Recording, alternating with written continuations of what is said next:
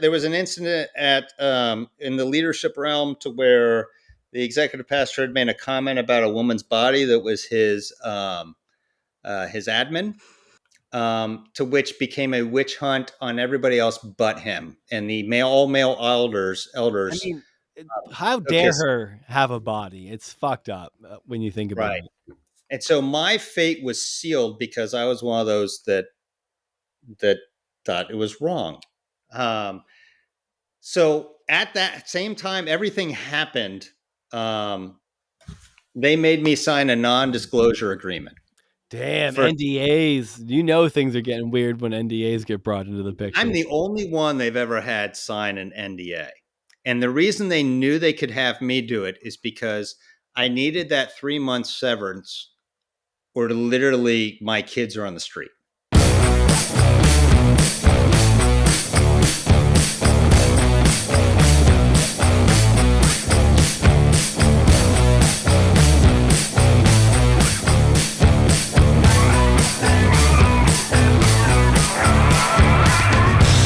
Hello and welcome to another episode of Growing Up Christian. I'm Casey. I'm Sam. And I'm Jeremiah. Jeremiah's here. I'm back. It's been so long, dude. I know. I'm really sorry. You guys have invited me on so many times. Every time I text you, you're away for the weekend cosplaying Frankie Muniz. I really hate that that's an actual, like, that joke works. Dude, what's the name of the race car driver on Righteous Gemstones? Oh shit! Yeah, think of what it is. Woohoo, sucker! You start shouting that. Is that in season 3? I haven't watched season 3 yet. I just started. Yeah, it is. Okay. I'm like 3 episodes into it. Is it just as good as always? Behind. Yeah, it's totally ridiculous. It's pretty funny. Awesome. But yeah, I'm sorry I've been away for so long. I'm back. I'll never leave you again. Racing until next summer and spring. Fall when you're racing. Well, it hasn't just been about racing. Like, I've also been extremely injured, Sam. I've also been. That's right. Notice how I'm standing right now? It's because I can't sit at my desk for long periods of time. I actually didn't notice because I still only see at like just above the nipples, below the shoulder. And I only can say that because you're not wearing a shirt right now. And I exactly. I'm not convinced that you don't have like mechanical spider legs. Yeah, I got them since we saw each other in person last. I mean, I've gotten very good at them. Perfect. Does New Balance make white dad sneakers for spider legs? They do. You can get an 8-for-1 deal. Oh, Daddy loves a deal. Daddy long legs. Speaking of which, I know you like going to thrift stores, Casey. I am trying to put together a cosplay costume for Cars and Coffee. If you find a Dale Earnhardt shirt of any type, I'm interested. Okay, I will keep the Intimidator. Yeah, ideally an extra large. I'll be flexible. If I can cut it into a crop top, I can make that work too. But yes, that's important, dude. Dude, those are probably readily available on eBay. Like some good ones. They probably are. I want one that's like not in like really preserved condition. I want the right type of, like, someone just cleaned out their closet and just tossed out their 20-year-old Earnhardt shirt. I mean, I think the dirtier those are, the better they sell for. Like if there's like stains right, that's shit all over them. I'm not looking for that. I'm not looking for like a vintage, like somebody wearing an old AC/DC shirt or something. Gotcha. Like it needs to perfectly match like the faded cut off jean shorts, the white New Balances, and then I'm getting me a pair of Pit Vipers and just hit up Cars and Coffee. Nice. There we go. Yeah, you need like a mud flap too. It's the old Oklahoma. The mud flap? That's a hairstyle? Feather duster. That's like the mullet where there's way too much contrast. Like a mullet is almost classy in comparison to the mud flap, where the mud flap is blended into the mullet. The mud flap is that where it's just like the bottom, like right. Like imagine you didn't have a guard on the clippers and you tried to make a mullet. That's pretty much what that would turn into. It's got to be really flat too. It's like a rat and kind of contour to your neck. It's like a rat tail, but goes along the whole bottom of your neck. It's a wide rat tail. It's a beaver tail. It's like someone. It's a platypus. Like ran over. Yeah, no, it's a beaver tail. Yeah, you get the beaver tail going. I get it. I get it now. That's perfect. Dude, speaking of thrift stores, so we've been traveling some, and I feel like we've been in a bunch of vintage clothing stores in the past couple of months here. April Casey, really Urban likes. Outfitters doesn't count as vintage clothing store. I'm sorry. Oh, dude, the vintage clothing stores are insane. Yeah. Like, it's funny because you go in there and you start looking around, and there's like a tenth of the total stock that you're like, oh, that's kind of cool. I could see that. That looks like that would work for something. And then it's just like every ugly thing that your grandma never threw away. Yeah. It's like 40 years you crack open the storage unit, and the one box that wasn't destroyed by like floodwaters, that's what they put in there. And it's just hideous crap. And And it's so expensive. it's like 40 pairs of acid wash jeans for women that are like several sizes too big and long so that way you can high waist them, and you can put that thin little belt in the belt through the belt loops and like crimp them around your waist. I was Yeah. in Santa Barbara, California, a few weeks ago, and we went to like this outdoor shopping, like outdoor walking mall type thing. Just a bunch of different shops, and there Like was strip this like mall. specialty. No, it was like strip mall for It's like like little waspy fancy. people. Yeah, fancy Oh, for strip mall. fancy people. Okay, yeah, because Uh, strip malls, we know that those are fancy people. I get you. Okay, yeah. Yeah. So there's this like vintage store it's one of those stores that like there's a big stack of records, there's a bunch of old books, there's like the kitschy magnets. Like it legitimately has some cool stuff, but you really have to root around and find things. And so I was going through one of the like 200 different clothing racks, just looking at random stuff. And there was It's like this a shirt, record store for clothes. Where it's like pretty much, but it's like clothes and knickknacks and all kinds of things. Like it was just old weird junk. And this shirt was labeled as a Night of the Living Dead shirt, or like a zombie shirt, and it was an Oh Sleeper shirt from like 2009. It didn't fit that's though. It was a funny. small. I really wanted to buy it, You should have, but it dude, was just like, to I hang think it it was like up. the Bring Out the Dead shirt or something they had that had zombies on it. And but I mean, it very like said Oh Sleeper in giant text, so I guess they just didn't know what it was. Oh Just man, no, the dude. That teenagers working the counter, No respect. dude. They're the funniest. Maybe some of the funniest level. Okay, if you rank like levels of disappointment that people experience, and you get to like kind of watch from the sidelines, like getting your car evaluated for trade in that's definitely one of those. Like yeah, so many angry people are like $3,100. Are you insane? yeah. You know. But I don't think you They see tell you how many anybody times they've got an oil change in it. They have all the receipts bring out the big in the glove box for every oil binder of change, maintenance It's every only tire records. highway rotation. mileage. Only it's Yeah, never been on any road but a highway. highway mileage. They There's scream no about that. like bigger like level of disappointment that's as fun to watch as somebody hauling in bags of clothes to like Plato's Closet. I don't know. Dude, you just Have you stood behind kids trading in their PS4 games oh, at I forgot GameStop? about that. That's Oh. high on the list. Dude, even when Nintendo 64 was at its height, you bring in like the 5 you never play, hoping you can get like, at least 50% off the new one. They're like, I mean, you had the classic, you had all the good ones, and they're like, we can give you Madden 95, 375 Madden for all of 96. these. And you're like, what? Unless it's Super Smash Brothers or Mario Kart, in which case it's still worth like $30 Yeah, somehow. but it wasn't when it was popular, when N64 was popular. But if you brought in Super Smash Bros. For N64 now, they'd probably be like, "That we'll give you $1,000, and we're going to display this, and everyone will be begging for it." I don't know, dude. It is very funny to watch but let's say a 24-year-old lady come in with two giant bags of clothing and watch these like angsty, miserable teenage girls that are working the counter just like rifle through their stuff and just toss it aside as if it's trash. You just see like people's face turn red and they're just fuming, So it's funny. It's funny to not be on the receiving end of, at least. Um, Okay, so I had what my Wednesday last week sucked balls.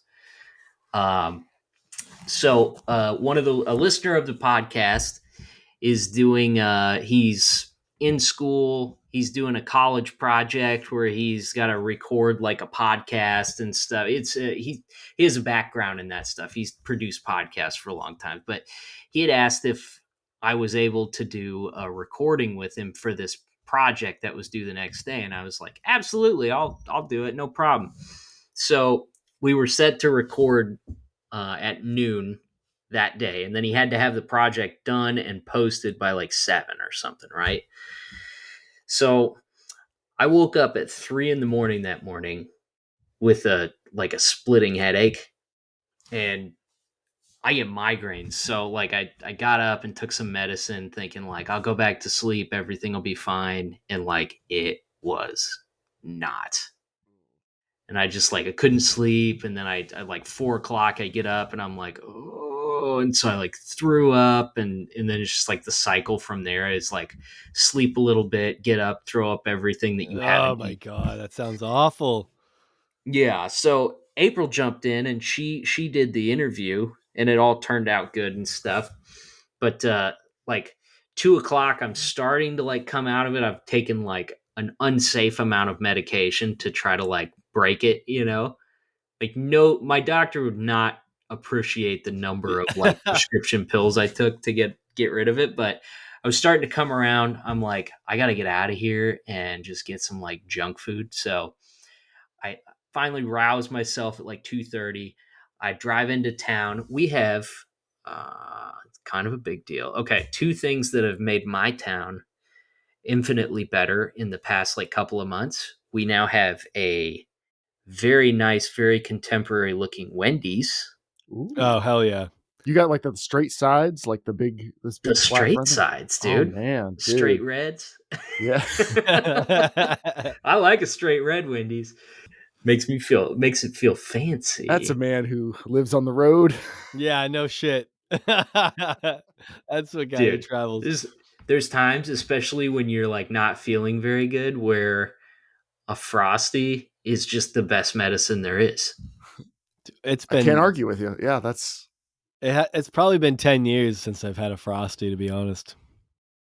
They're delicious. They've only gotten better as they've aged. My Oh, guess and I is got they a Harbor haven't Freight. changed at all.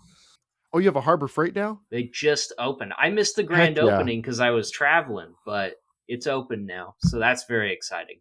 But I get some junk food. I go to the warehouse. I'm doing a little bit of work and stuff like that, and then I get like a frantic call from April.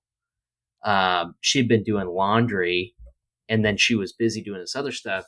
Left the machine running, and it's overfilled, dude. I don't know how much water came out of this thing, but like half of my house was soaked. No. Oh. Like our laundry room's right in the entryway, and then like you've got just straight through. There's like like a walk-in closet, and then on the other side of that is the edge of our bedroom, and the door and stuff. It's soaked through all the way to our bedroom, and then it went like there's ducts in the floor, so like the water went into the ductwork and went downward, so it was pouring out of like the ductwork in the basement all over the place. The light fixtures, which we did all that ourselves, like there's water pouring out of the light fixtures, an insane amount of water. And so yeah, so God, no more dude. than got to feeling better and got a little frosty in my tum tum, and then my entire house flooded, and we had to move everything and set up fans and buy a big air mover to try to dry it out. It was a terrible day.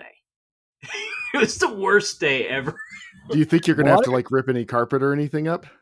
No, thankfully I don't have we barely have any carpet in our house. We did Okay, all good. like laminate flooring, but I definitely have some like watermarks and stuff on the ceiling in the basement. Oh yeah. They're minor. It's not that big of a deal, but very irritating. And I Yeah, just put a it's new part in the washer.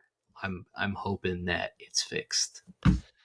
dude, water damage is one of the most like when you see water places it's not supposed to be, it's one of the most concerning feeling. And I know So typically, stressful. yeah, and typically it needs to be like prolonged for it to cause any like real damage, but enough water really will fuck your shit up pretty easily.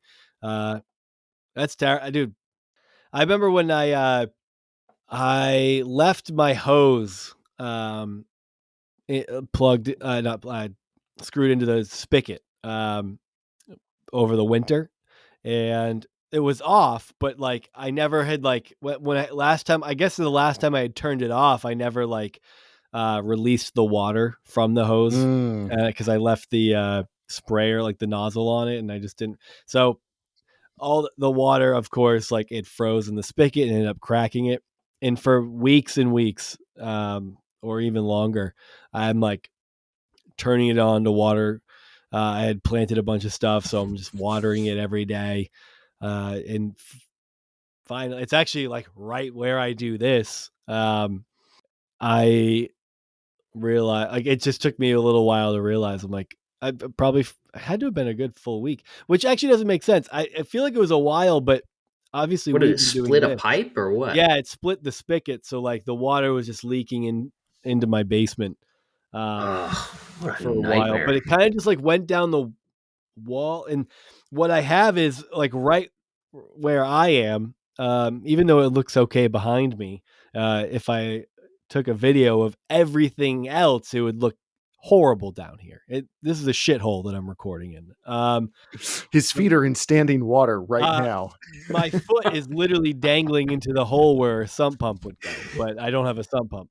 But that, Why not? because I haven't needed it was put in here because right this wall behind me is where I will eventually put a bathroom in my basement, and we would do a shit like, so we would need to be able to the sump pump. Oh, that's where you put the like the bank teller vacuum thing, but for turds. Yep, exactly. Uh, so the water would just, I would see a little, I saw like some water marks, but like it would dry enough, I guess, before I would catch on. But then I finally realized that this area where I would put the sub pump is like, it's like full of water because it had just leaked into that, and I was able to like shop vac it out and everything. But yeah, then you start like investigating. You're like looking at everything. You're like, so what am I going to find out 5 years from now is full of black mold and going to cost me $10,000? Yeah. Oh, didn't you had your basement all full of water not that long ago? Oh yeah, yeah. I Yeah, had to pour a new concrete footer at like 2 in the morning yeah. to to Oh, get it to stop. That was a fun night. Did you ever end up Um, with mold or anything? I don't know. We just ran the dehumidifier for like 4 weeks and took out Yeah. every scrap of moisture from down there. It took a long time for the smell to go away, but like we did pry up at the low spot. There's a definite low spot in the basement where there is not a hole for a sump pump, but it's definitely graded to be a low spot. So I'm curious, did someone like fill this in a long time ago because they wanted to finish the basement? Because if so, I hate that that's a person. Yeah. great idea if they did. Yeah, but then we popped up like the transition strip so that we could like stick a fan underneath the carpet and like blow out. And it looked clean under there. It didn't look like there was any mold, but it smelled a little musty for a while, and it took a while for that to go away. So I don't know. Yeah. We'll see. It's a gamble, man. I That mean, sucks. I think I told the story, but I just knew people who bought a house, and after they bought it, they realized like underneath one of the cabinets, like, oh, that's mold, and it got missed in the inspection shit. And then they turns out like something hit, a pipe had burst at some point in the walls, and it wasn't disclosed, and they had to rip out the entire wall, the kitchen, everything. It was Oh, full of mold. Um, I've got one of those, I think, right outside my office where a couple years ago we had a leak between where the addition joined the old house. And there was just some transitions there on the roof that I don't know if they weren't properly sealed up or like the caulking cracked over time. Who knows? But it looked like it wasn't properly set up in the first place with like the overlapping shingles and stuff. And so I had some drips come through on one side, and on the other side, it like ran down the inside of the wall. And so the drywall got really soft there, and I've just parked and left that. That is a project I'm going to come back to at some point, but like I know I'm just going to have to cut everything out. So we hit it with a whole bunch of mold killer and everything just in case, but like I don't know, is it going to be, oh, I have to replace like some sheetrock and a few things of insulation, or am I going to open it up and it's just going to be like decayed in there? dude, mold is the scariest thing. When you have a home, you're like, if you hear mold, you're like, how do I burn this place to the ground and get the insurance money? That's your first Right. thought. Fucking nightmare. Yeah. Well, so our guest today is somebody that we've followed on social media for quite a while. Uh, Brad Life Coach, at Brad Life Coach is what he goes by on Instagram. And Sam and I did like an Instagram live thing with him for, I don't know, 30, 40 minutes, something like that, back, I don't know, About a a year year and a ago. half ago. Yeah, it was a little over a year But ago. I think we talk about how much time passes, even though it feels like, I don't know. It doesn't feel like it was that long ago that we did that, but it must have been over a year ago. yeah, so been a little bit, but yeah, Sam and I well, a couple of things. Brad posts a lot of stuff on social media, and some of it, some of it's spicy. It's, to get some discussion going on his posts about, religion related topics and stuff. And I should mention, he was a pastor for 20 years before deconstructing and leaving the church, and then, you know, turning to counseling and stuff like that. Life But coaching. He would, as he delineates in the episode, he would put a he draws the line between what he does and what licensed counselors do. It's different. right. I'll come to his Yeah, aid on that one. that's a good distinction to make. And that was some of the stuff that we were curious about too, is like, Very. okay, 'Cause well, life coaching's taking off, right? We're seeing a lot of life coaches pop up on social media. So we were, since we had that rapport with him, we were curious to pick his brain on it. yeah, and I think there's some bad actors in that space. Brad is not one of them. We No, had a great time talking to him. He was very forthright about like the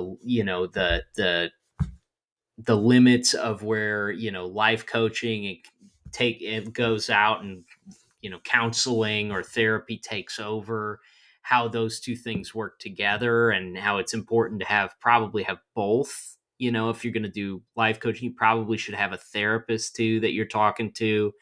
And yeah, I just had a really interesting story. We had a great time talking to him, and I think after talking to him a little bit about some of those topics, I felt a lot better about life coaching as a whole. I yeah, think I would be real careful about who I hired for that, but like somebody like Brad, I think is nothing but a good choice for people. for sure. Yeah, I think that's what's interesting about life coaching. It's like, um, I don't know. I mean, honestly, the same could be said for counseling. I know of plenty of people who have had counselors who are licensed mental health counselors. They have their LMHC, um, that aren't good. So like, You get Hannibal Lecter. yeah, No, he was just very good. He was super talented. yeah, it's possible to get counselors that aren't good. It's possible to get life coaches that aren't good. Most good counselors or most people who would suggest counseling or finding a therapist would be like, yeah, you might try out several before you find the right one for you. So perhaps life coaching the same, but I think, yeah, I guess there was definitely a level of skepticism for me in that field, uh, just because of, I wasn't sure what the oversight was. The is it kind of a rogue thing? Is it similar to just being a pastor, but moving outside of Christianity and uh, and we had that conversation, and just I guess a quick note on the difference would be like, pastors are very quick to tell you what to do and what to believe and how to think, and life coaches, that's not really their MO if they're doing it right. But yeah, it was a cool conversation. Brad was fun. He was a good sport with the questions. Like, we were genuinely curious about it because we came at it from a somewhat critical lens, from some of the people who pop off on Instagram and social media and TikTok seem like losers, to be honest. So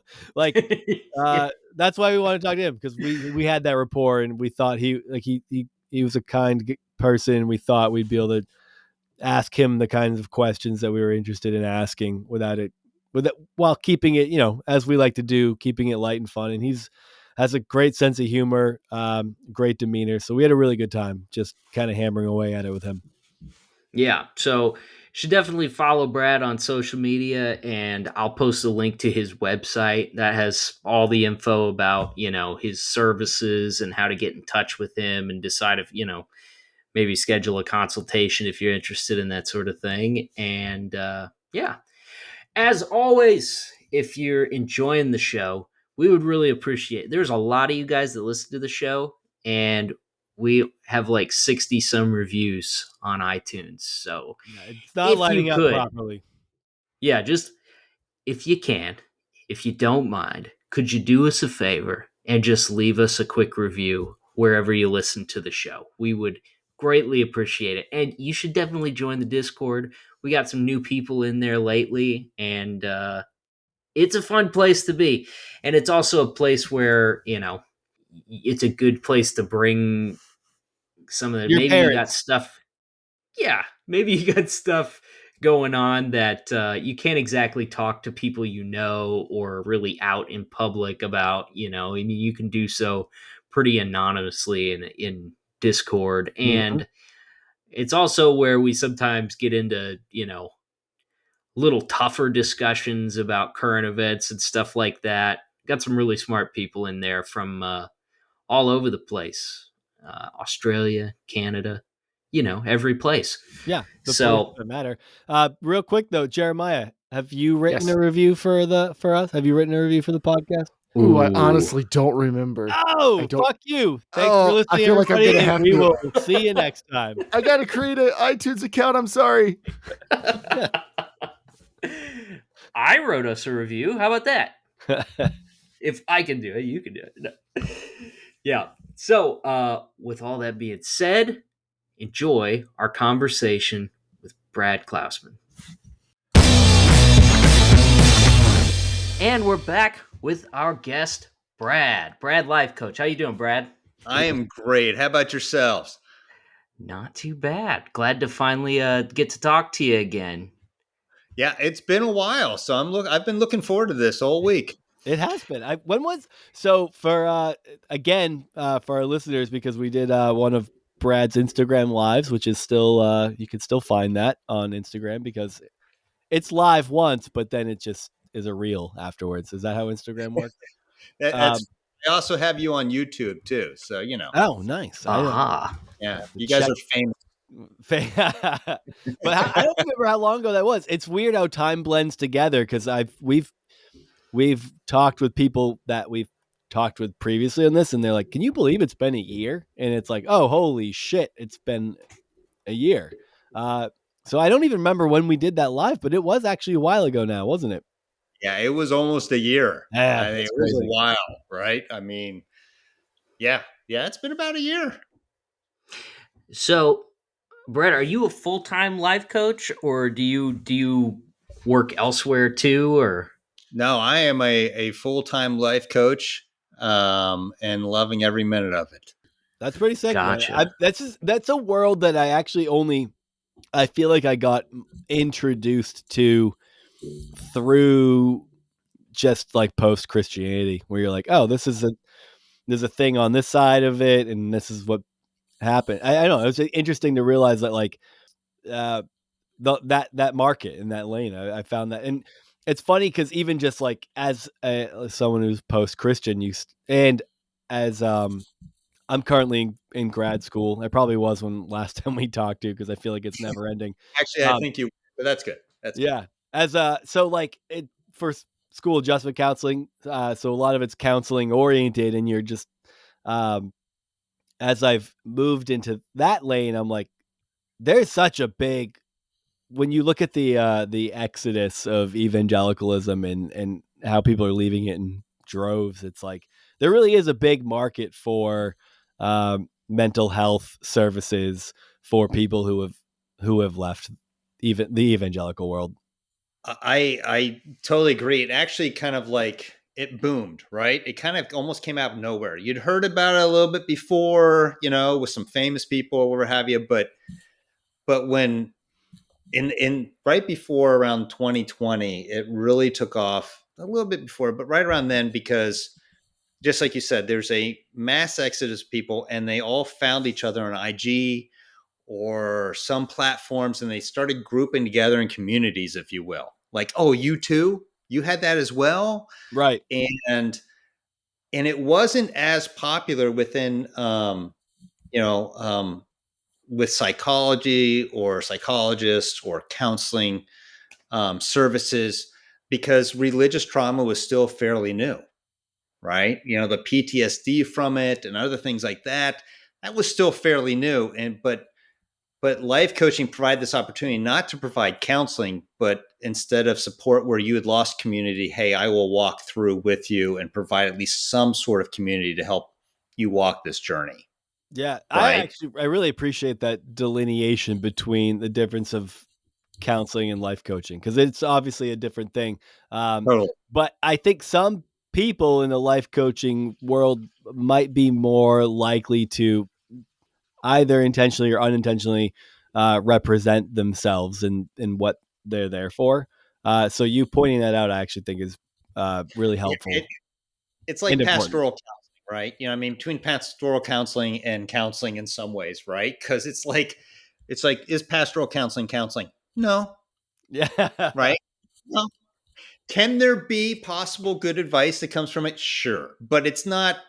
It's not counseling. It's not like You're not a licensed counselor, a right. licensed I'm not LMHC. tied. I'm not tied to one state and licensed in that one state, as you see a lot of psychologists or therapists are, Right. right? Because of that, I can talk with anybody all over, and I've had people I've talked with overseas, so it's different. However, I always encourage my clients to seek therapy as well. Mm, A matter of fact, I would say the majority, I maybe have only had one person that has not been in therapy while doing life coaching with me. I okay. think benefits are definitely astronomically better when that takes place, right? Is Because there it are kind certain, of like when they're talking to you? Is it kind of like that, step parent for the weekend dynamic where you get them to try to spill the dirt and tell you how dumb the other one is? I know. That's what I would do. Not at all. Matter of fact, there are certain things that I refuse to talk about because I say, hey, listen, that's for you to talk to a therapist about. Like, you've got to know your borders and your boundaries, right? You've got to know, hey, this is above where I'm willing to go. All right. This is, people are trained to have conversations about this or that, right? And so I always make sure that, hey, I'm the person, I give out my phone number to my clients so they can text me, they can call me throughout the entire week. All right. I'm that person that helps them reach their goals and understands what it means to be in the church and to leave the church. Right. Um, and why the church does what it does, because I used to be a pastor. Right. So that's okay. But it's important for them to, at least for, therapy, where we're having to talk about those other personal conversations that they need to have with their therapist that they don't need to have with me. Interesting. Yeah, So you what would be like the parameters of something that you would be like, Um, it's uh, like, somebody confesses to me anything about sexual abuse okay? right off the okay, bat. that's a good one. Boom. No. Okay, that's for your therapist. I'm here to help you spiritually heal, if you want to call it that, or become more you, not heal you from sexual abuse. Right, where you would want someone who's specialized in any form of therapy Exactly. related to people who've gone through traumatic experiences, uh, especially obviously related to sexual or physical abuse, things like that. That does Sure. make sense. Um, What about before, fetishes? Is that something that you talk about? yeah, how many Like if people I talk to you said, about their if I fetishes? texted you and I said, okay, I'm a let's big fan scenario of here. men in with glasses and goatees. What would you say? Well, let me put on a bigger set of glasses for you. If you want that. Oh, you You had your don't have cheaters on before. Oh yeah, like that's the beauty of diabetes, right? You can only see a little bit, right? So, Oh, you got the socks to go with it? I like the socks. I'm a hey, don't big knock the diabetic socks. sock fetish. Don't knock the socks, right? So, and surprisingly enough, a lot of times actually fetishes aren't a problem because you find that people that have walked the journey of conservative Christianity have suppressed like certain desires, Yeah. right? And they want to be able to embrace those desires. Now, Below I'm the up, knee and above the shin just gets them going. yeah, turn on. So no, but I mean it's interesting because it's like, okay, my avenue for that is, hey, I encourage them to, in safe consenting ways, to explore those if they want to, right? I'm not a judgment. I when my clients come to me, my job is not to mold them who I think they should be, because that's Christianity, right? So my job is to just encourage them along the ways and become the people they want to become, right? Okay. So let me give you a scenario here. Uh-oh. Let's Yeah. say it's the weekend and it's kind of late. All right. And I send you like a text with a pic attached to it, right? From a bathroom. And I take a picture God, of the God. red biohazard box on the wall in the bathroom. And I say, Bradley, Oh, I think I want to put my penis in there, but this door doesn't have a lock. What should I do? okay. You're not gonna abandon me and say, "See a therapist," are you? Because that would be lame. Well, okay, hang on. Okay. So, never got a pick from a client, so that's good. That's I do good. have boundaries, right? You know, I do. They also know if they text me and I don't answer right away, it's because I'm busy. You're potentially putting your dick in a I'm biohazard box. potentially doing that with the biohazard, right? No, I don't. No, I'm having my own holiday party. No, I, I, I don't answer that. No. And it's a, hey, this is not appropriate. You know, texting boundaries have been crossed. You know, so forth. So that's a whole different discussion. All right. Do I throw them out the window? They'll probably do that on their own with the biohazard box. You know, I keep thinking of that game. You remember that game when you were a kid? It was like like a clear plastic cylinder, and you put all these little sticks through uh the huh. outside of it, Oh, and yeah, yeah. then if the balls fell, that but testicles. You, And the sticks are syringes? Is that what you're saying? Yeah, Used syringes. yeah, I gotcha. you got it. It's kinda like that scene in Saw 2 where that person gets thrown into the syringe pit to find the antidote to all the poison that's in the syringes. you will never be one of my clients. Okay. Um, I do have a screening process, believe it. I could use some Casey advice. already has not passed it. See, it's funny though because Casey I'm looking to put immediately the training wheels back on my decision making. he's already not passing the screening process, which kind of makes No. him the most it makes it most necessary for him to need some sort of help. Yes. Yeah. Well, definitely by his line of questioning, there is help for you. It's just not my kind of help, obviously. That comes with it. It's But both it's, disappointing and encouraging. I know, right? So I do have a screening process. There's always a free 30-minute phone call, to which helps me. I ask a series of questions, and it helps us be able to identify whether or not we can work with one another, right? So if someone comes to me and I for some reason think, hey, I can't handle anything you're saying, you need a therapist, or looks at me and go, hey, this is right up my alley, we can do this. So there is that screening process that takes place. Well, I'm going to think long and I'm going to think hard Oh God. about how Manipulate much the I want to screening process. divulge to you during that call.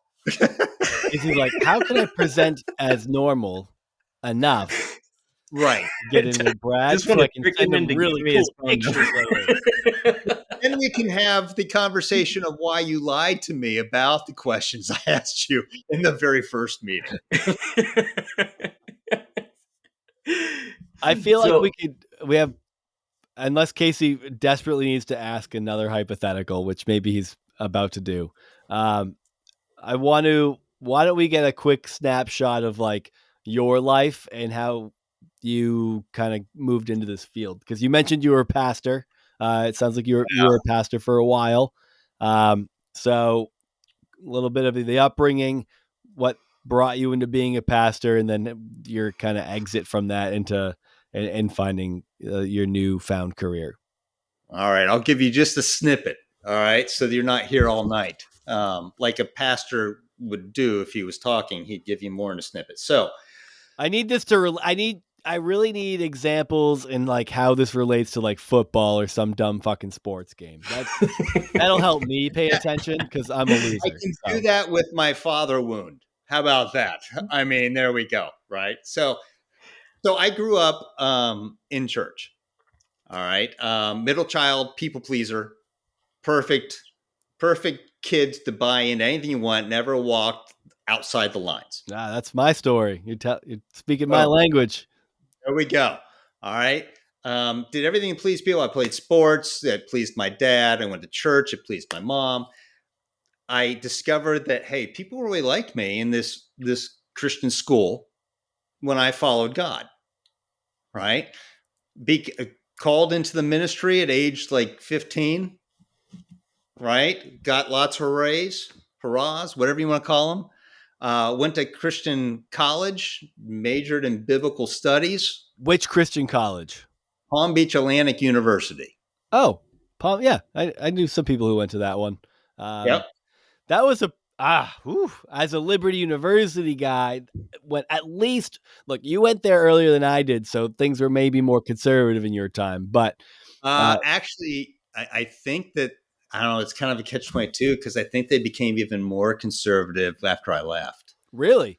Because I feel like Palm Beach Atlantic, you said Palm Beach Atlantic, right? Yeah. That became less conservative after. Nowadays, they had a real up and down. Wow, their journey's spectacular. Yeah, nowadays they're more aligned, more Southern Baptist than anything else. But anyways, right. So, well, Liberty University is like the standard, though. So, yes, it is. You and the pool boys are standard material.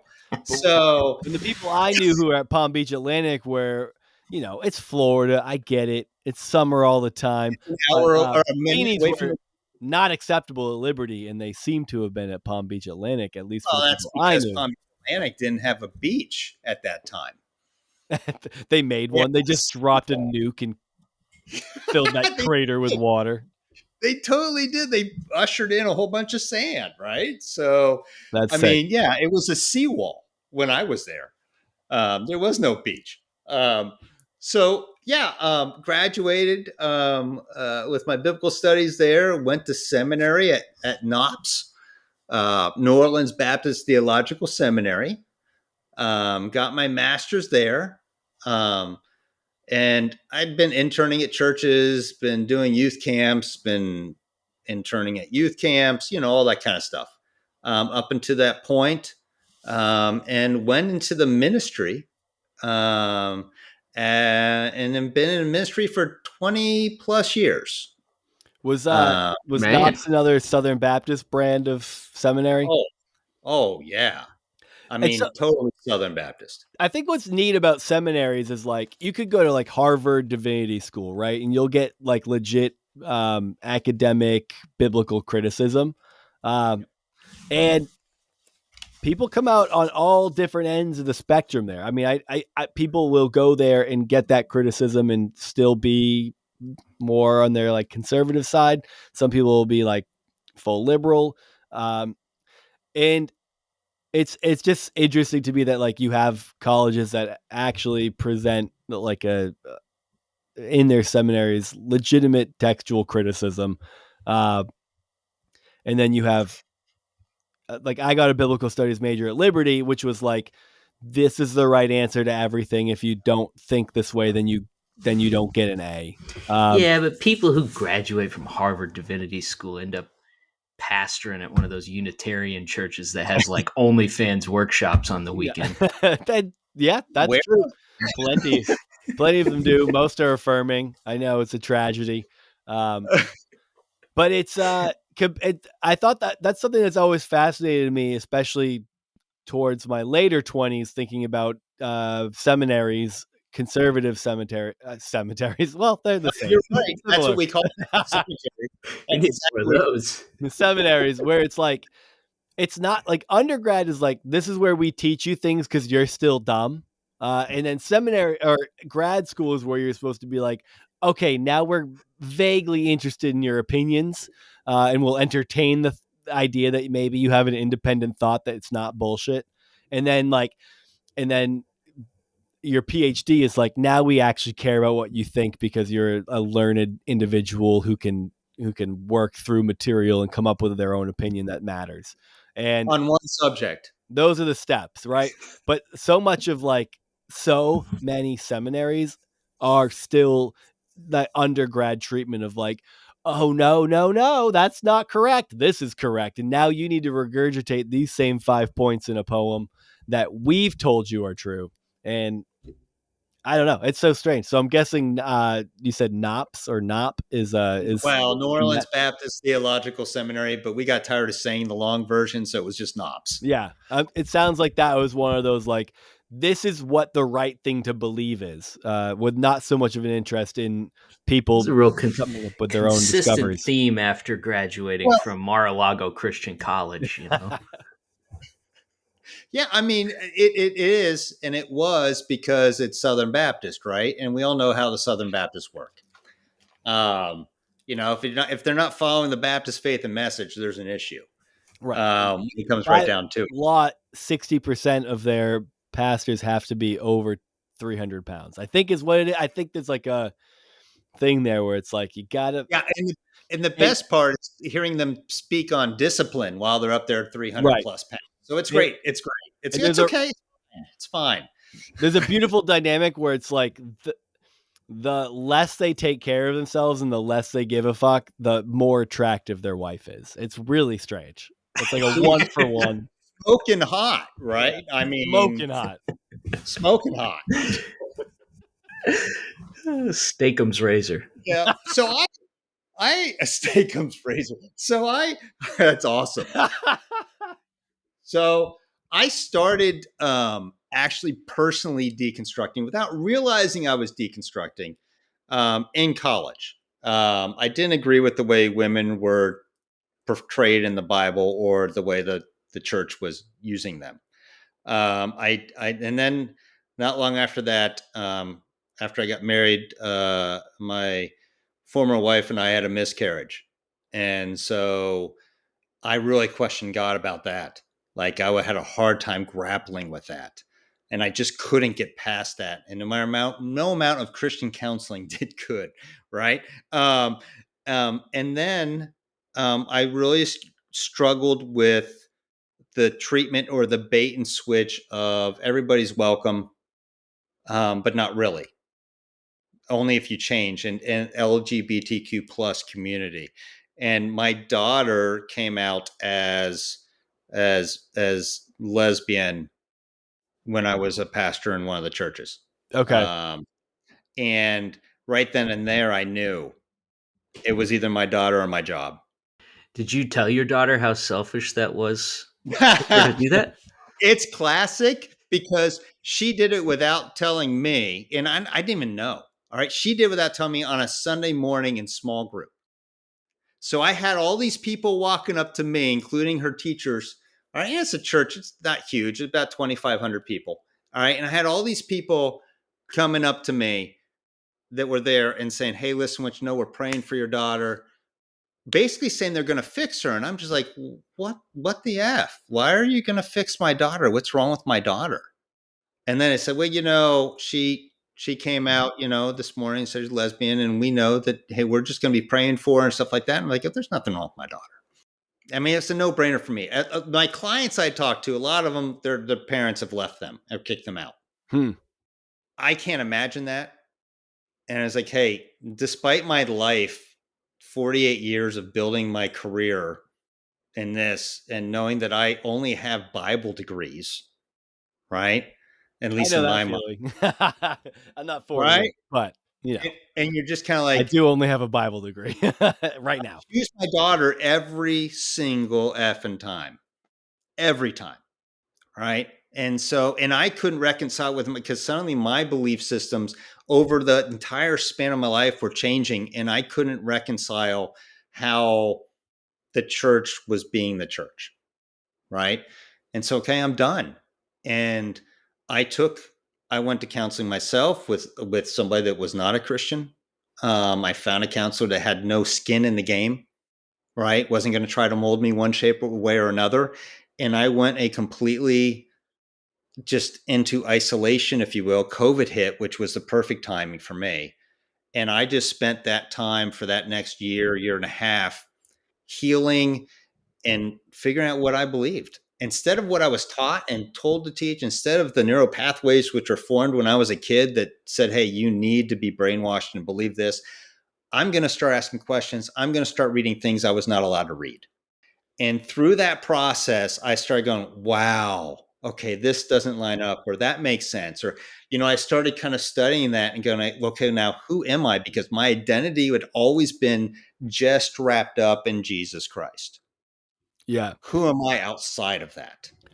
Did you have a thought on the LGBTQ issue before your daughter came out? Like, maybe Yeah. it wasn't a well-developed thought, but it was just the toe of the party line. Where were you at before your daughter came out? How much of a shock was it? And then how much of like uh how long did it take you to like, or if any time at all, to be like, to kind of redirect and be like, oh, whoa, whoa, whoa, whoa, whoa, whoa. Now that I'm struck with this as a personal experience, how do I really feel about it? And did you give it a lot of thought about how you really felt, other than just like, I'll just go along to get along? Right. I had been studying it before she came out. Okay. How old Um, was she when she came out? If that, she was 13, I believe. 11. 11. I'm sorry. okay, 11. pretty. And then you were, and that was, what year was that? Because you said 2020 COVID It gave you time to was rethink. 2019. Okay. So right before COVID, she Right. comes out, you have that Oh, to wait, think wait, about. wait a second. Wait a second. It might have been earlier than that. I remember because I was studying and I was studying about the clobber passages, Right. right? As they're called. And I was doing some textual criticism work on it. Um, and one of my favorite people was like Bart Ehrman. Yeah. Um, and I used to be a big Bruce Metzger fan because that's what I was trained in, right? Um, and I remember studying it and going, okay, this does not ring true with me, personally. First of all, if you got to look when it was written, who it was written by, you look cultural, you look at all that kind of stuff, right? Um, and so I personally came to the conclusion that um, I didn't have an issue like the church had an issue with it. Yeah. Um, but you can't share that with anybody when you're one of the pastors of the church. What kind of church was it? Was it Southern? Was it a Southern It's a Baptist? Was it Baptist? non-denominational. It was a non-denominational that acted. I mean, Yeah, basically the the dog whistle for Southern Baptist. I got you. right, That's what exactly, I was part of. exactly. You know the drill, Southern uh, Baptists, but they don't pay union dues. Yeah. right? Exactly, and that's the big reason, right? No, So Southern Baptist, the reason people toe that line is because they actually get the money. If you go, yes, because I was part of a non-denominational church in Boston for a minute, and when I first went to it, I was like, oh, this is the pastor of it was my former youth pastor. I was like, I thought he was on the track that the track that maybe I was on. And I was like, all right, this is where I'll go. I spent less than a year there before I realized that wasn't a good fit for me. And that came up. It was like, we're fine with, I don't know. We started getting money from the Southern Baptist Convention, from the Southern Baptist denomination. And it was like, the pastor had to sign like a contract. I will not have a drink. I will not do XYZ. I will not you support this or that. And then you get funding. And that's how it's kind of shitty because that's how they for struggling churches and struggling church plants that might not be hardlined on some of those issues. When you need that almighty dollar, they suddenly are like, well, I guess I'm kind of in agreement with it. Well, yeah, it's difficult because a few friends of mine and myself planted a church in Spring Hill, Florida, which is a little bit above Tampa. And one of the big decisions we had was whether or not to take money from the Southern Baptist Convention, because all three of us were former Southern Baptists, right? And so both went to seminary too, right? So we could have very easily, but we didn't want to be controlled by or owned, right? We wanted to be able to branch out and do more progressive things. But because of that lack of money, I mean, I didn't get a paycheck from the church plant until 2 years in, and it was like $500. So I That went would 2 hurt years my faith. without a paycheck, right? Now the church itself now has a building. It's about 1,500 people, stuff like that, right? Casey left It church because he thought it was bullshit that he didn't get paid to be there on Sundays. He was like, You're not Yeah. wrong. I pay you? Time is valuable. Yeah, I pay you? Yeah, It's well, fucked your up. time is valuable. That is correct. Turns So out I it's didn't have not, because Casey does waste so much time. It's not that valuable, but I don't have kids. no. Yeah, touche, touche. Casey's like, I I can will. work on my car for fun. You're like, oh, Yeah. no, that's called a chore, my friend. That's a chore. So I didn't have anybody to talk with about deconstructing when I was at that part, right? About all of those decisions. And it's funny because when my daughter came out, I was just right about there, right on the edge of just saying, "Hey, I can't morally or ethically, for me, continue to be a pastor in the church." I was right there, and when she did that, it was just like, yeah. I mean, it all came together. It all makes sense. Um, and so once again, I mean, I never impressed. I mean, my daughter didn't buy into the faith ever, and one of the main reasons is I remember when she was young, she was reading the Bible. She came walking to me You in the were bad bedroom. at teaching it to her. I get it. I That's was shameful probably for a former pastor, but I was terrible at like imprinting my ideas onto my children. Right? Just ask them now. All right.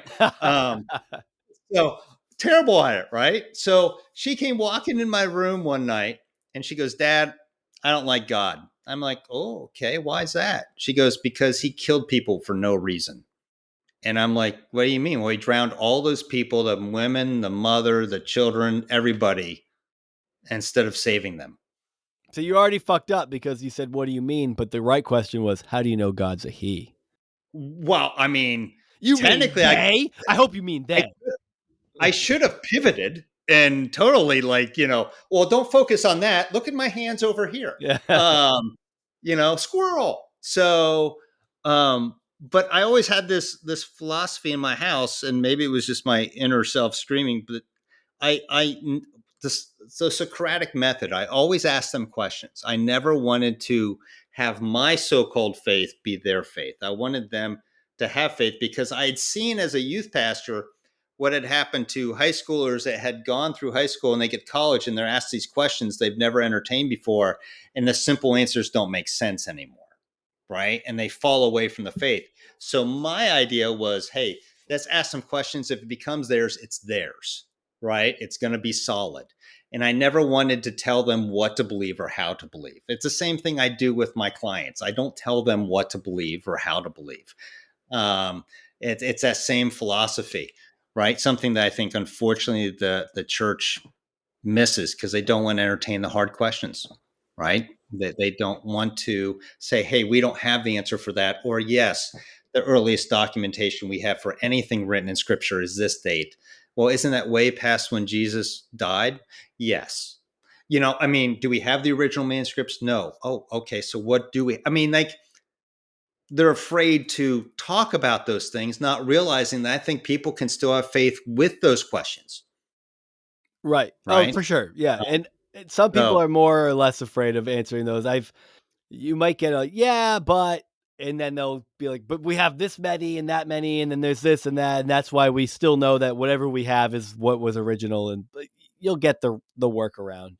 yes, yeah, And that's not always entirely untrue. I think there is a degree to which you can go, based on the text we have and the ways that we've seen that over centuries show up, and still maintain a level of integrity to a degree in certain areas.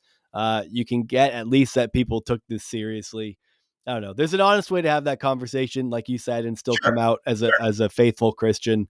And then there's a way to just be disingenuous about it, and that's, right. I think, what leads to, I think that even for me led to a lot of, like, when you start reading, realizing what's going on, you go, oh, that's interesting. But that kind of led me for a while into like a different form of Christianity, where you go, yeah, it's just more of an open-handed faith than it is like this clenched fist is all. You're exactly right, and I find that the people that come through that say what you had just said about the open-handed faith and the conversations, they aren't the ones that necessarily are deconstructing or needing therapy or a life coach. It's the ones that have been through the fundamentalist closed fist, feel like they've been lied to, right? And something that the church has to understand these days is yeah, you can sit there and tout a certain something, but people are going to go online and find answers, and they're going to go online and see other avenues or other angles of seeing things. So you might as well just be as honest as you can be about, Yeah, what the question is, right? yeah, I feel honest, like hardliners set the tone no matter where you go. It's like Mm, in any given true. situation, like the most dogmatic person maybe doesn't set the full course of where everything's going, but they at least pull it heavily in their direction. Because I mean, I feel like there was lots of people in my church that were, I mean, decent, intelligent people willing to like entertain questions and conversations and stuff about that. But then there was always like a group of just like knuckle dragging morons that like it's like the Bible's to be interpreted literally, and it's exactly what it says, and it means this, and there's no other way to interpret it, and that's that. Blah, blah, blah. And they do it. It's funny because they do that same thing with like history, mm, and the more you like study history, the more you realize like there is no like just black and white narrative of what something 30 years ago happened. I mean, it's like you hear it from 30 different perspectives, and then you try to put together like this, patchwork quilt of what actually happened for, as far as you can tell. And you're talking about something that's 2 or 3,000 years ago. yeah, yeah. That's a valid point, and I love the idea that I think there are people in the church that are incredibly intelligent, and I think you're right. There are people in the church that um, are okay with entertaining questions and looking for answers and being okay not having answers, right? On some of that. It just, unfortunately, I think for the church as a whole, if you will, it doesn't, for some reason, it doesn't come across that way with the people that are behind the pulpit or something along those lines. Because I have a feeling that if those intelligent people, or if those people that are willing to entertain questions or had their faith with open hands, were behind the pulpit, if you want to call it there, or up there speaking, then the people that are listening would have the freedom to at least be themselves, or at least ask questions and believe what they needed to believe or wanted to believe or whatever have you, without feeling like they're forced in a box. Yeah, Right. there's a so actually, this is something that I wanted to bring up. I guess now's a good time to, because you've posted a couple of times in different ways on your page about the concept of church as a business. And Yeah. honestly, everything's a bit. As soon as someone's salary is dependent on something, uh, it's a business. Sure. I mean, life coaching's a business. So, Yes, it is. like, Yep. you, it's that doesn't necessarily make something inherently problematic. but it does get more chat. Like, so with as a life coach, when it's like your individual clients, they're the ones paying you for the service they're getting. In a church, it's like everyone's showing up for a social club, and they're paying dues essentially to their social. It's like being like, you might equate it to a golf, like some sort of golf club. What do you call those? Right. A country club. Country club. That's how much I don't know anything about golf. A Neither. country club where it's like, yeah, you pay your dues to this one, and it might go up based on, you go, well, you're gonna pay dues to one, unless you're exceptionally wealthy. But it's like, you pay dues to get what you want out of it. You see your people, you play your golf, you do your thing. Um, and if there's a problem, maybe you'll switch to another one. So I guess that's what's different when you're running a lot of pastors who start having mind shifts or changing their minds about something. Their biggest struggle is, as yours was, and I'm curious as to how you dealt with this and how you pivoted to a way that allowed you to, because a lot of pastors' problems is, this is my livelihood. So I'm either going to slowly ease people into a change, and by and large replace my population. So I go, oh, here's a different idea. It's slightly more progressive, and you might lose a dozen people, but maybe a couple people go, oh, you should check out my church. They're saying some really cool shit right now, and some new people show up. And then you're able to do that on a slow and steady scale, but that's still conflicting with your moral compass to some degree, because you're like, I have these beliefs and I want to present them, but I need to ease into it.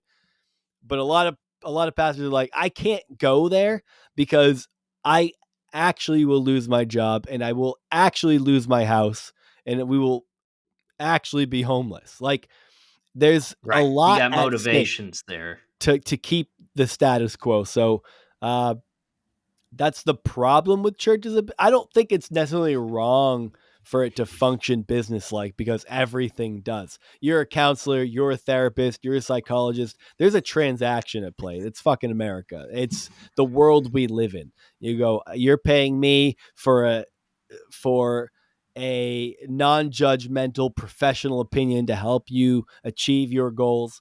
But it's challenging for pastors to make that shift if they want to. So you did. It's not necessarily wrong to have that model, but it can become challenging for the people who are getting paid by it, and it can result in a disingenuous environment by the person who's leading it. How did that shift for you, and how did you not lose uh, your lovely home behind you with some nice little paintings behind you? How'd you manage to hold on to that? Well, this is not my home. I did lose everything. Damn. So, All right. So here we go. Let's get into it. That's a big okay. move. So, first things first, I think you're right. Business is business, right? Anytime money transaction, anything like that, it happens, right? I That's think what Joe Pesci says. the hard part for pastors is the fact that they look at their giving list and their tithers, Right. knowing if they say something, they're going to lose X amount of dollars for their biggest tithers, right? I mean, and they're screwed, right? So then there's okay. Do you slowly ease? Well, there's for the for the for the for the idea of, let's say, the LGBTQ plus.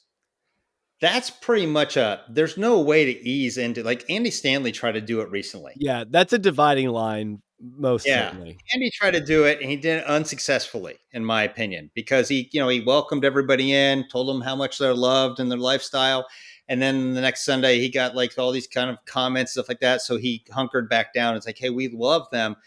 I don't believe that it's right. I mean, like, he went back. All right. Okay.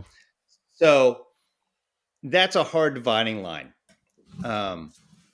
That's a dividing line. Now, I was not the lead pastor at the last spot I was at. I was the family life pastor. So I was in charge of the people that were in charge of children, teens, young adults, collegians at that time.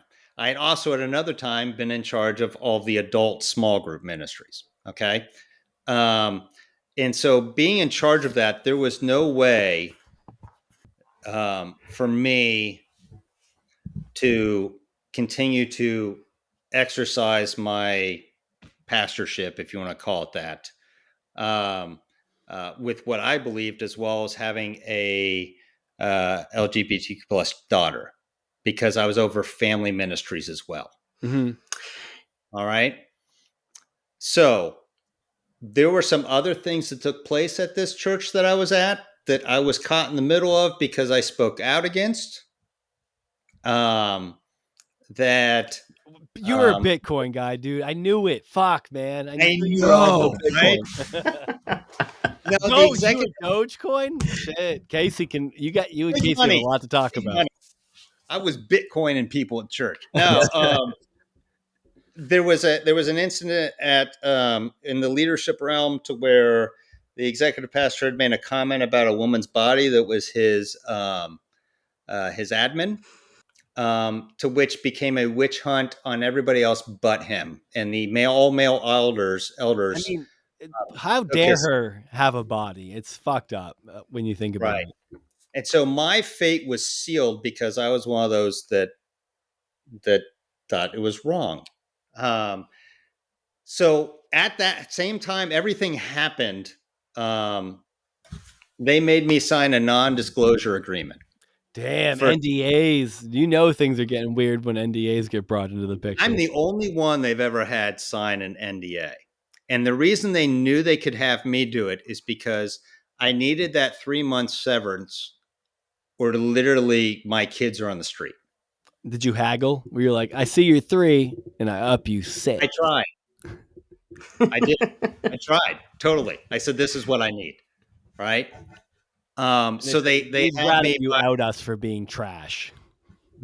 That's exactly right.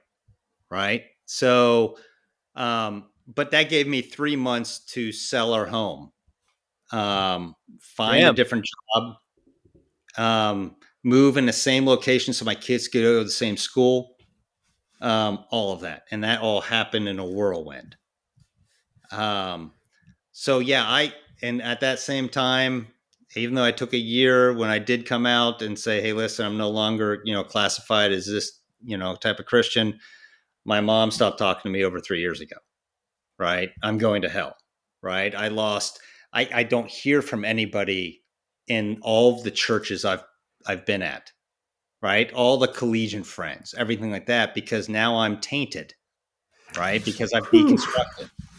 All right. So I'm trying to build a life over completely, um, at that. And so you asked about the pivot, the switch is after I went to counseling and after I, I, I started to heal and kind of see who I am, if you want to call it that, without the mold. I thought, you know what? I'm sure there are other Christians or people that are deconstructing that are going through this same thing. And I don't want them to feel as lonely as I felt, because I know the tactics and I know the behind the scenes and I know how to help them. Right. And so thus I went into training to be a life coach, and I use what I know as a Bible study person or degrees or whatever have you, to the benefit of helping others that are stuck by themselves, that are lonely, that have never had their voice heard, especially females that have never allowed, or their stories never been believed. Right. Men are a little different. Men, I find, when they're deconstructing, it's a little bit more difficult for them to talk about, and that's because of the way in which we were raised or the way in which the church raised us or whatever have you, but it's more difficult for them to actually speak kind of what's going on in their mind. Yeah. So that was my pivot. It's like, hey, you know what? I can help people. What was so you said it turned into a witch hunt about everybody. So was it some sort of like to deflect the attention and blame away from this guy? What I mean, did they just subject everyone to some sort of purity test and like put everybody under a microscope or something like that? Like, hey, let you want to cast the first stone, like, we'll take a look at your browser history, sort of thing. Yeah, it was the leadership team. So it was, a group of pastors and leadership staff that met every week that called out the issues, right? And there were a certain amount of issues, right? Browser But histories for one. we primarily focused not even necessarily on what was said, but the action of the executive pastor who um, was being incredibly impacted and influenced to potentially give funds to a certain ministry because his wife was in it, amongst other things. The pastor of the church sat in that meeting, which was rare for him, and did think it was appropriate to call out the executive pastor. The elders came into play, and the elders chastised the pastor, took the executive pastor's position, and called basically everybody in that meeting that was a normal Tuesday meeting or whatever have you, and basically labeled us all as spreading rumors and gossip that it was wrong. And I knew walking in to that meeting with the elders, I knew how it was going to go. Right? You're just like, okay, yeah, it's done. They have their minds made up. They're looking for a scapegoat. They were looking for a scapegoat. And it happened to be one of the scapegoats was the woman that had the comments inappropriately said to her and compared to a beach ball. Right? I mean, it's just they were looking and they found what they wanted to find, and they didn't want to find anything else, and they kept it hush hush, and they shut it down. To which then said, okay, she left, I left, another person left, and then another person left. So you lost 4 people off that leadership team because of this situation, because they all didn't agree with, and they were made to be scapegoats. So it was, I wouldn't say it was eye opening. It's expected with an all male. I mean, if you had females on the elder board, things are different. Potentially, right? unless they just buy in. Maybe. Potentially. I mean, there's females on the elder boards because they're what do you, oh God, what's the word for that? Just like it's just like the buy-in people who maintain the status quo, toe the line. I should trying have to think of the prefaced right it by word. saying, yeah. The couple things. I know some demons in my day. Yeah, Jezebel's real fucking Male and female. Jezebels, if you ask me. No, I get a couple questions though. 2 things that I'm interested in parsing out, and then there's and then I want to get into some like specifics of the content that you work with online, because there's like you pose a lot of questions and stuff, and I find those interesting, and I do want to get into like maybe some of your thoughts on some of the questions that you pose, but I think quickly 2 things that stuck out to me, and it's like you went from being a pastor for 20 plus years to having a quick shift into being a life coach and helping people leave that world. So I think one potential criticism that could come up is that, yeah, you finally got burnt, motherfucker, and now you're just like trying to like do the same, like, well, I got burnt and now I have my bone to pick with this world. So I'm curious as just like how you would respond to that type of criticism. And then I also want to hear about like the shift into life coaching and like what that process is. What's the oversight? I imagine that would be like the church, the residual church people's criticism would be that, right? Like, oh, so and so's got a bone to pick, and so now he's common criticism. I think they call. I want to ask about it. Yeah, I think they call it church hurt. It's funny because I am not people that, and you can tell this real quickly. People that are angry at the church, it's very evident, right? They're angry at the church. Yeah. I'm not angry at the church. I've been deconstructing since 2004. All right. I've made peace with a lot of things. I'm generally not an angry person anyways. And my work that I do is not necessarily to lead them away from the church. I think that's the misconception is I celebrate when, and I've had clients before that stay in the church, just move to a different denomination, Yeah. Okay. right? And I celebrate that with them, right? My end goal is not to make them bitter towards the church. It's not to steer them away from spirituality at all. If if they find purpose in themselves in spirituality, it's just they just don't like the, let's say, the fundamentalism, and they find it in Right. non-denominational, or they find it in Unitarian, or wherever they find it. That's fine. I don't hold ill will towards somebody if they're spiritual, right? And I don't think that necessarily all of church is bad, you know. So it's like, do you throw everything out with the baby with the bathwater, right? You know what I mean? Like, it's like when I went through my process of going through my own therapy process and taking times to read and to heal, it was more discovery about myself than even necessarily about the church, right? Why would I expect, especially the people I grew up with, the way I grew up, I grew up believing the same things they did, right? And I'm not going to sit there and beat them over the head for what I did before too, right? Let me tell you, there are people, their lives are saved because they're in the church. They didn't commit suicide because they're in the church. I mean, Right. it's not all bad, right? So it wasn't a pivot of anger or redirecting to become the very thing that the church is to a lot of people, not me, but a lot of people, right? It wasn't, let me flip a switch so I could sit there and rail against something the way the church has railed against something, right? It wasn't like I switched it. Hmm. It was more, hey, how can I just help people find that peace and that comfort and help them navigate their life to where they actually like themselves and like where they're at. Yeah. Yeah, one of the things that we talk about quite a bit is there's definitely like a segment in the like evangelical realm that Mm, just kind of revels in the bitterness, you know? yeah. And I don't know. I mean, it's kind of like it's like you're thirsty for something and you're drinking salt water, you know?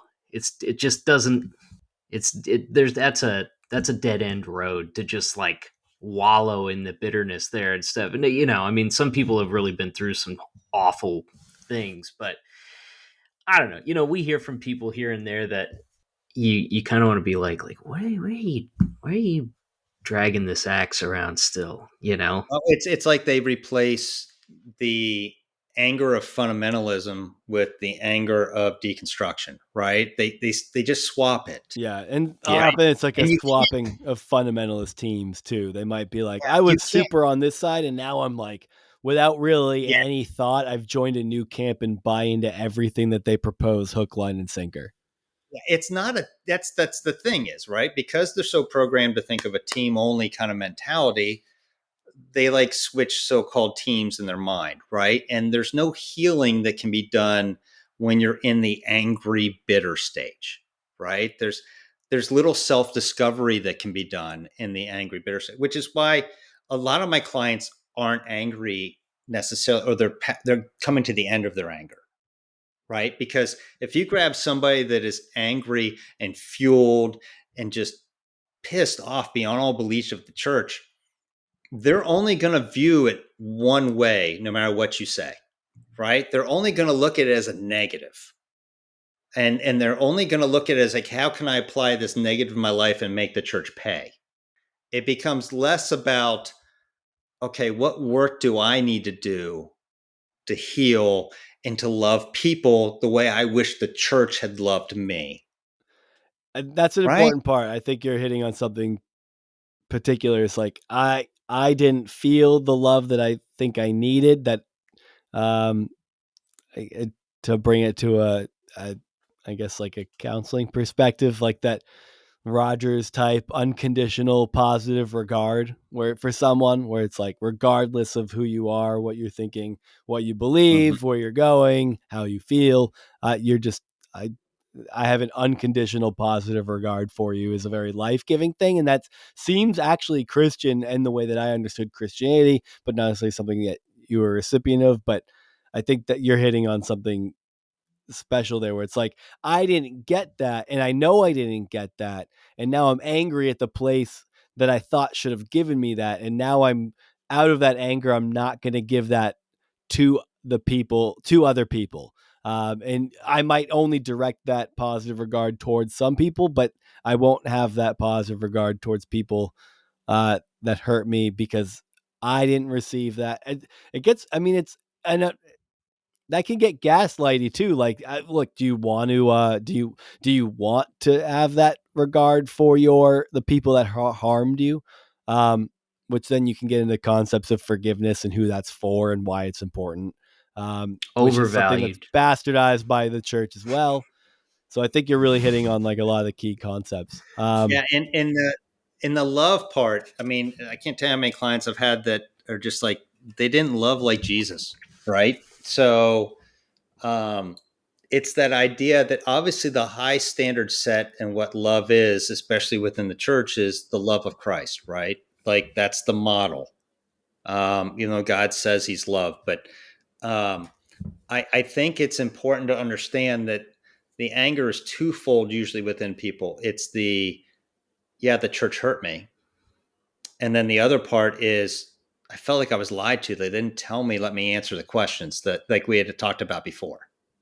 And those are the two that generally surface with people I'm talking to, right? And it's important for them to be able to distinguish between the two, right? It's important for them to understand how both of those affect them. Mhm. Um, and when they get to that point where they can kind of tease that out or understand that, and realize that, hey, in my opinion, that life is like somebody asked me, it's like when you left the church, what's your foundation? Well, my foundation's the same. It's always been love. That's just my belief. It's like everything do out of love and treat people with love. That means people in the church and that means people out of the church. Right? It doesn't, you don't get a pass, in my opinion, just from my personal beliefs, of being loving towards people in the church. All right. Or else what do I become? I become no better than the fundamentalist who hates LGBT people and thinks they should die, in my opinion. Love. Right.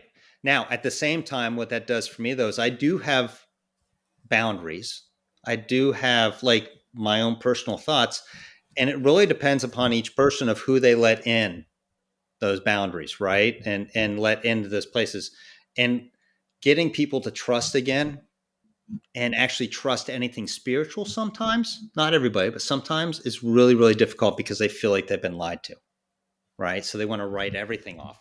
But I find that as they heal through progression of like with my clients, as they heal through progression, they begin to let that spirituality back in. They begin to say, okay, it wasn't, let's say, God's fault, or it wasn't, you know, this fault or that fault, and I can brave this because now I'm not told just to stay in this box. I can look outside this box. Yeah. The lied to concept is interesting to me, and I understand why people feel that way. And despite all the shifts I've had in my life, I've never felt like I was lied to. And I think what's interesting about people feeling that way is a lie, like them lying would just be, I know that this isn't true and I'm going to tell you anyway, versus like I've experienced people being wrong about shit my entire fucking life. And I've been wrong about shit. And I never lied to anybody about what I actually believed at the time, but I've been fucking very wrong. So I think that's what's notable is like, if you feel that way, your trust is broken. I guess I never felt like my trust was broken. I felt disappointed in people, certainly, but I never felt like anyone lied to me. I was just like, oh, I've changed my mind and I think you're wrong. And I hope you're a respectable person that can have a conversation about why. Um, but I, to enter into a world where your trust is shattered because someone was wrong, I'm I guess I wonder what type of work you would do with someone who feels like they've been lied to. It's like if you're going to feel like everyone who's been wrong or everyone you've decided is now wrong has been lying to you the whole time, like you're going to have a really fucking difficult time in this world. Oh, for sure. But I would, and I for sure, right? And I think that goes back to what we talked a little about earlier. Um, the fact that, just like you, if you had grabbed 31-year-old me, Mm-hmm. I mean, I was saying things that I wholeheartedly believe was the best for people and truth, right? Out of the Bible, wholeheartedly. Was I lying to the person on purpose or trying to deceive them or anything? No, no, not at all, right? Because of what I actually believed in, the way I was brought up, right? And I think that that's one of those things that when you're talking with a client or you're talking with somebody, it's like, hey, you cannot lump together the church and the people or the leaders of the church and think that they are all purposely lying to you and trying to deceive you. I don't think that's the case. All right. Um, Now there are lots of reasons and how those people got into power, if you will, or into leadership or whatever have you. Um, but in no way do I personally believe that the majority of pastors are sitting around thinking, well, how can I deceive my congregation today? Yeah. Right. I I mean, would guess that feeling of like I've been lied to is more of a like I've been betrayed because people made me I believed that these people cared about me, and That's a maybe good like point. the moment that I broke with the tribe or my questions and struggles that I was having became like inconvenient or potentially compromising to them, they got scarce. Yeah. I That's a would guess that that's super a good lot of point. where it's at. Which yeah, is that's also excellent. Actually, and that's community, right? I mean, The that's community but yeah, that's also betrayed something you. that's experienced by everyone everywhere who no longer believes in the stances of the community. I mean, you could be in a liberal community and you shift towards conservative. You could be a fucking Alex P. Keaton about it, and all of a sudden you don't have a community anymore. the only way I'd push back on that a little bit would be the fact that the reason why it's so difficult for people that come out of the church is because religion in of itself has a way of orchestrating and, dare I say, controlling or having an impact or influence on every aspect of your life, right? Like it has this way of getting like it guides your thoughts, it guides your money, it guides, where you go to eat, what movies you see, it guides, I mean, how you parent, it guides all of those kinds of things that that people, when they come and they vulnerably say, yes, I'm yours, my identity is wrapped up in you. And then the church teaches your identity being wrapped up in Jesus. And by the way, this is what it means to give all of your life, everything you have to God, everything you have to Jesus. And people actually do that, Okay, okay. walking away.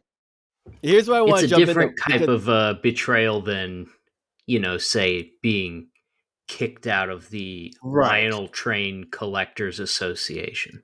but I think my pushback though is that my Oh, we're pushing. experience, yeah, I like this. This is fun. My experience is that most people in the church actually, like the congregations, that they're not.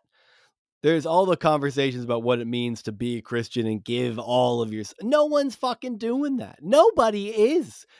Most people are just living their lives and showing up on Sundays, showing up to Bible study, and it's more of like a political convention than it is a religious one. And they just intertwine and flip flop the words a little bit. But I can tell you, I at least my personal experience is like, as someone who's left that version of faith, I'm like, I'm as someone who is like, of course, I feel like I will. Of course, I'll love my children unconditionally, but nothing would be more disappointing than if they just became like Trump type Republicans later on. Like that would hurt me deeply.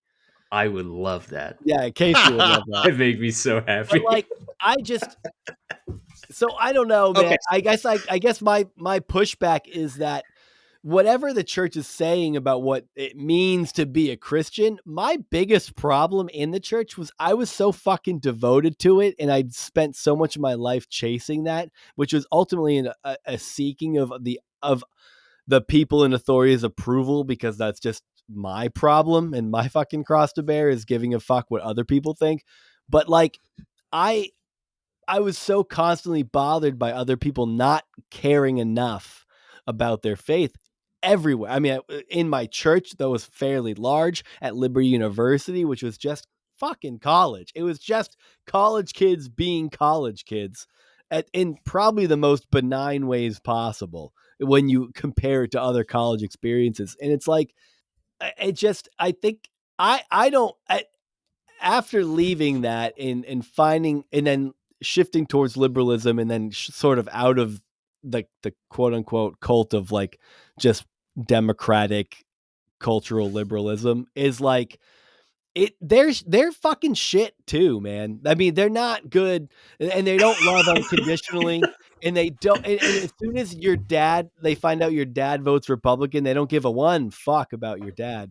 And my dad's a challenging guy to have a relationship with, but I love him and we'd agree on nothing and we argue too much. And it's like, I don't know. I think liberalism in outs in shifting out of Christianity to just finding the opposite end of that and just being upset with. I think they are plagued with the same fucking virus is what I think.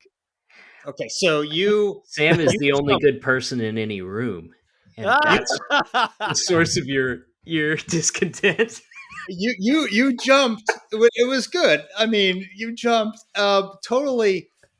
I get it. Okay, I totally get it. But understand that, and I'm sure you do. But my Don't clientele, patronize me. my clientele, Oh, and I'm sure you do. I'm just kidding. I'm sure you do. All right, my clientele, understand. It's not that they are jumping to one side or the other. These are people that have usually been disowned by their parents. Okay. Um, you know, these are people that um, have, in their opinion, really given everything they had to this. Okay. Yeah. Now, whether or not they live the life they're supposed to, I don't know, but they believe that they had given everything to it. And because they walked away, family and everything is stripped away. Yeah. Right. Yeah. I mean, I hear that. And I really sympathize with that.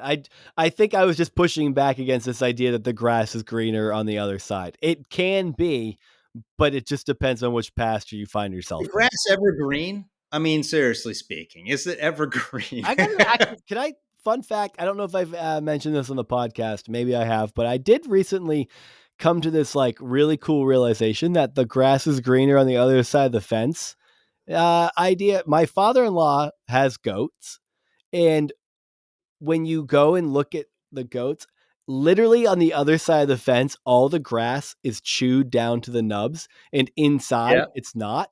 And I didn't real I walked over and I saw that and goes, holy shit, that's what that means. The goats eat the grass on the other side of the fence.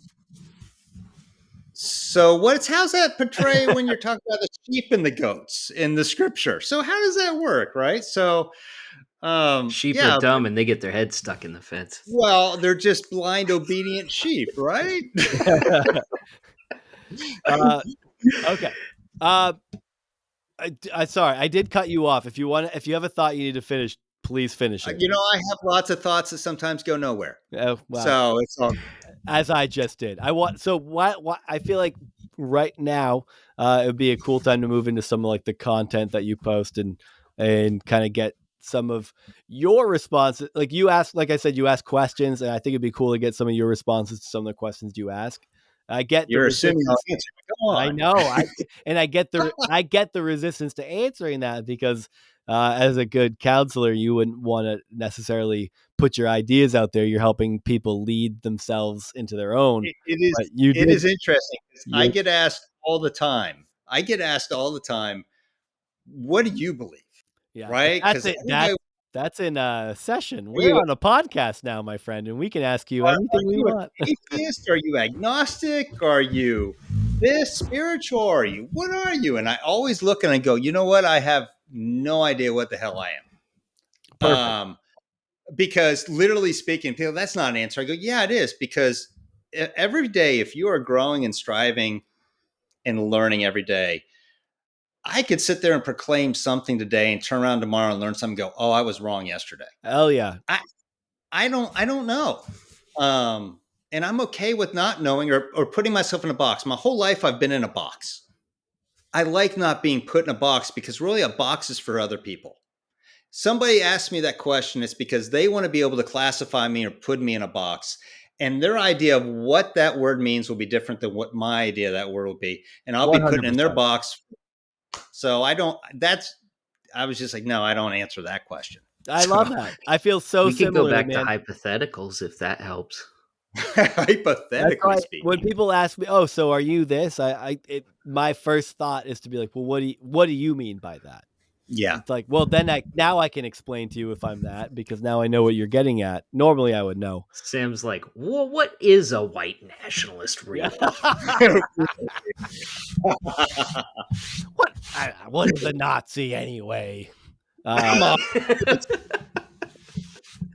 Not a great time to be asking that question. No, that's a bad one right now, isn't it? We are at Casey.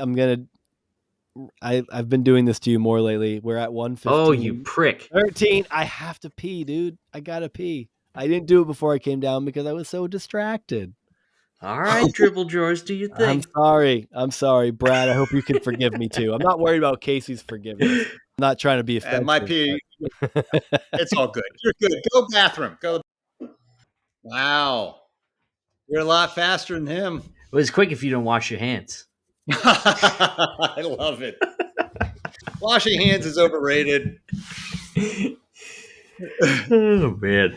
You don't have any children. You don't have to worry about picking them up with dirty hands. All right. Urine is sterile. That's a thing people sterile. It is sterile. Oh, man.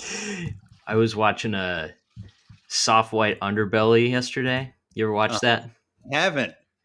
So it's like this guy that does interviews with just like a very broad variety of people. It's a lot of like, like he meets a homeless person, or he talks to like an ex-cop or a drug addict, or just a huge sliver of the population that he's talked to. But I watched one yesterday where he was talking to a grown man in a diaper, wearing nothing but a diaper. Oh, it's very strange for the show, even as crazy as it is. And walk into. It was just like this grown man that was really into like wetting a diaper. And he said that wasn't the only thing that got him excited. Oh, God. But it is how he chose to represent himself to a massive multi-million person YouTube audience as a grown man in a wet diaper. Hell yeah. Yeah. I would reject that client. Oh, in a heartbeat. Yeah, I don't feel qualified to. I do not feel qualified at all to have that client. You just have to push your recliner in your office to the back, and then bring in a lawn chair that you can hose off at the end of the session. I feel like they take a shower every time you have a client like that. I mean, I will say, Sam, that Casey went to the bathroom and came back faster than you. Just so you know, he claims it's because he didn't wash his hands. I would say it's because he's got a very powerful stream. Ooh. Well done. Done, Casey. I'm doing a number on my porcelain. Wearing through it. At least you don't have like the size of a grapefruit. So it's like this trickle. All right. Just trickling Casey, away. Who's gonna? Do you have a question that you want to pop back in with? Who we can, or I can. I would love to. You want me to do another?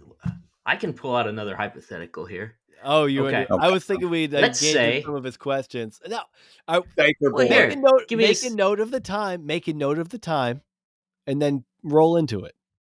Don't tell me how to do my job. I'm trying to look out for you.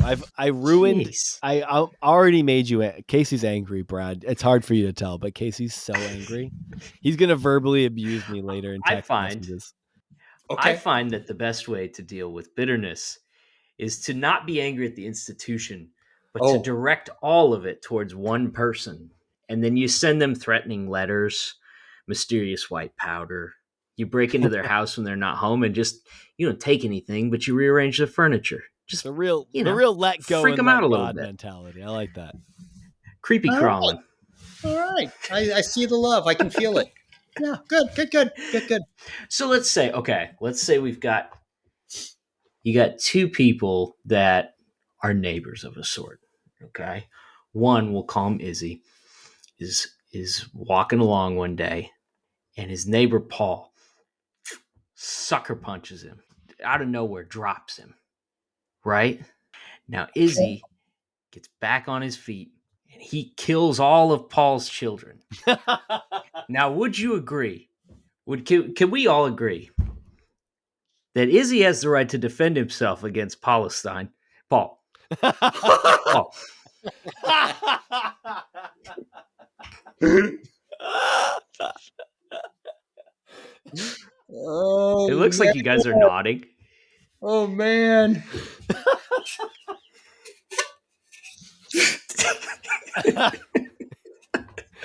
did you prepare that ahead of time? Wow. The magic is flowing. It's the magic of Logan Paul. Can we go back to Sam's questions? It actually took me a second. I'm like, Izzy's not a boy's name normally. Wait a second. No, I get it now. Yeah. Oh man. No, I like the way Cloak and you dagger I questioning. I'm like the kind of way proud of that. I like the way you That boiled was that down to something incredibly simplistic to explain something overly complicated. That's very Christian of you.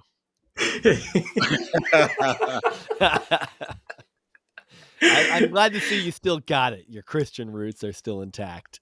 yeah. Those are some impressive roots. Yeah, that's my critical thinking skills from a Christian school. Take All her right. away, Sam. All right, fine. Okay. So you had said previously that you have no interest in like moving people out of the church or like your intent isn't to challenge people's faith. But you had a Instagram post pretty recently where you posed the question whether or not like religion should essentially be abolished. Is religion overall problematic and should be abolished? Which you could say was just I was emphasizing the so-called abuse of children, spiritual abuse of children. You're right. Thank you for clarifying that. And I would that's a interesting. I find that interesting question because I guess you would have to get into a lot of nuance in how you would delineate. A lot of people call things spiritual abuse that are just or indoctrination. That I don't know. That's kind of a gray area. Notice that question But it does come off as it. I think there's a kind of a tone to it that has like a what do you think it should be abolished? Should this be ended? Or how? I mean, even if you thought it could, how could it be? But it does. It seems to indicate some of your beliefs around religion. And curious as to what maybe your thought is on that. That's how I interpreted it, but I would be curious to hear your response. So my thought was, you notice that I did extremes. Okay. I went for a very sensitive topic, which has to do with children, right? And then I went for an extreme of not necessarily solving that, but could it be solved through this? All with the intention of getting the ones that follow me to think about whether or not, I mean, it covered a variety of things. It covered freedom of speech. It covered freedom to believe what you wanted to believe. Want to believe is freedom to be a parent and teach your children what you. I mean, it covered a wide net. And I was interested. The reason I posed that question, I was interested to see where the people that followed me fell. All right, and what their belief structures were. Right, because as you and I both know, it's an impossible question, really. All right. Sure, yeah. It's one where there's no definitive black and white answer. It makes people live in the gray, right? Which I'm a big gray person. All right. I like to challenge people to kind of live in that gray. Um, it wasn't necessarily me, obviously, saying this is my belief, which is why I posed it as a question. It was to, hey, here is something that many people struggle with and believe passionately about how this is wrong. But at the same time, this is something passionately the church believes should be done in the way of educating children the way they see fit, right? As an institution. How do you marry those two? How do you, is there a way to meet in the middle? Is there a way to think outside the box than just that yay or nay kind of idea, right? And so it was more, I like getting conversations started. I think we learn through opening up and having conversations. I think we learn through Sure, yeah. our own personal stories, right? Notice I did not give an answer, nor will I, for that. I just want to challenge the person that thinks, yes, you have to shut down religion, to hear somebody else that says, no, you can't do that. And this is why, to where the two sides have to kind of hopefully meet in the middle. And the one thing about my page that I always stress is it's a safe space. So if anybody starts personally going at somebody or whatever have you, starts degrading somebody else, they're off. I don't care if they're a follower of mine or not, they're out. Right? I want to create a page that is a safe space for everybody. So, and that question was one that I thought I was interested to hear people's answers, because I learn from others as well. And I think that's the thing is I never think that I have the answer.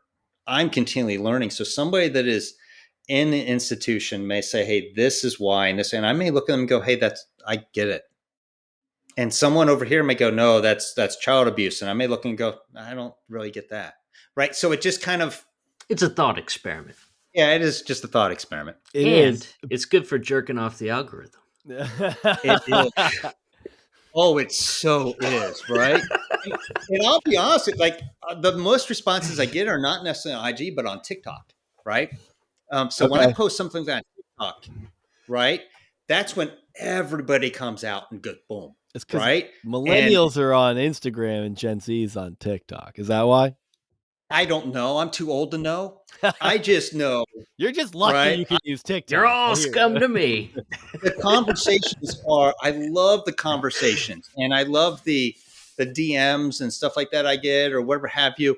And I love that it challenges somebody that's far left and far right. And then they just have really a big orgy in the middle. I love that for you. Yes. And so we have moderates, right? So, you know, so that's why I did that. I think out of all of the things we've talked about, I mean, the most impressive thing is that, you know, we don't know your exact age, and I imagine we can keep that ambiguous if you would like, but we've declared that you're older and that you don't understand the younger things of life and that it's challenging for you. And I think out of all of it, we can take away that I am impressed that you're on TikTok, and I don't really have a lot to challenge you on. I mean, it's incredible. You figured out how to use TikTok. I mean, do you hashtag? I'm a fish out of water on, like, all these people are dancing and moving. I'm just like, if I do that, I'm throwing a hip. Twerking. Right. You know, I'm just like, okay, I'm just going to do the only thing I do, which is sit there. Right. Let's be honest. I'm gonna go on here right afterwards. I'm gonna post a TikTok and be like, "True or false? Cisgendered people should be outlawed." Right. Well, I just 1 million views. I just really enjoy. And I know this is weird, but I enjoy hearing people's thoughts. I love seeing them converse and talk, because they will in the comments, and they share their points of view, and everybody's got a different one because they come from a different point of view, a different story, and their stories mesh. And I just love seeing people like, and then there's that moment to where they're able to work out their differences and say, hey, I understand. I may not agree with you, but you know, I understand. Right. And those are the moments I look and go, people can listen to each other and they can talk intelligently and rationally together. They can work through things, even if it's online and you don't have a keyboard warrior. Yeah. Like two different understandings of the same thing can exist at the same time. We don't live, like you said, you live in the gray. It's not, it, now I will say, you said you wouldn't answer a question, that question, but you also did say you like to present it so people can have the conversations to hopefully meet in the middle. So are you telling me you're a middle of the road kind of guy on all circumstances and situations? I will never answer that question. You Real are middle of the road. consistently ambiguous. I'm just a gray guitar. So Okay, I have one more question. oh God. Which Yeah, Okay. can be buckle up, motherfucker. Here we go. okay. So, looking at the comments on a lot of different posts, in the evangelical space and stuff, there's a lot of people. There's a consistent theme among like a segment of the comments where there's a lot of like lament over how they were raised and Mm. how their parents don't afford them like a degree of like grace and understanding on where they are now. Very Will Smithian approach, Yeah. Parents just don't Yeah. understand. It's Yeah. Yes. I remember that song. Yeah. Okay, go on. Yeah. But then there's also kind of like it's like coupled it's like my parents don't show me enough like kindness and understanding. They don't entertain my beliefs and my viewpoints like I want them to. But then there's also like a disdain for their parents' viewpoints on everything, which we all have, right? We all have to struggle with that. Is there a point at which, like, do you reach an age or a point in your life where you really need to view that as more of a two-way street?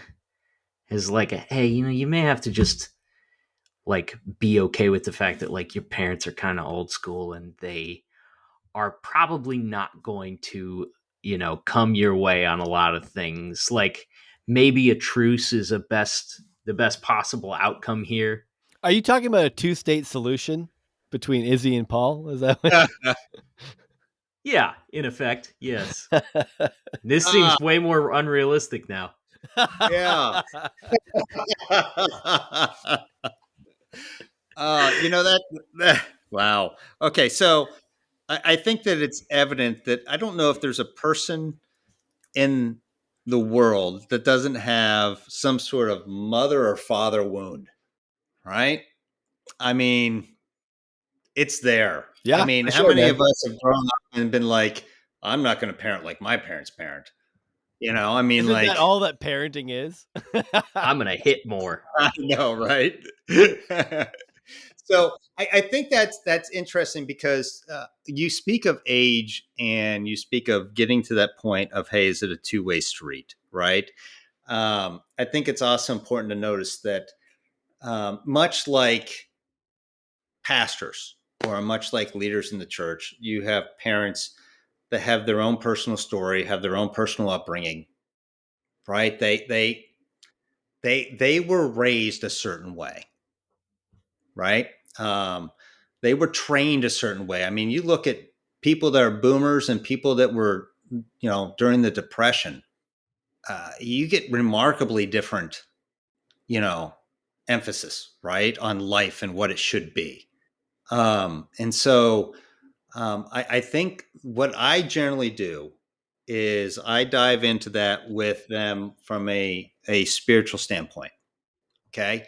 And anything outside of the spiritual standpoint, I usually honestly direct them towards a therapist. Um, I stick in my lane, right? And that's the only lane I stay in.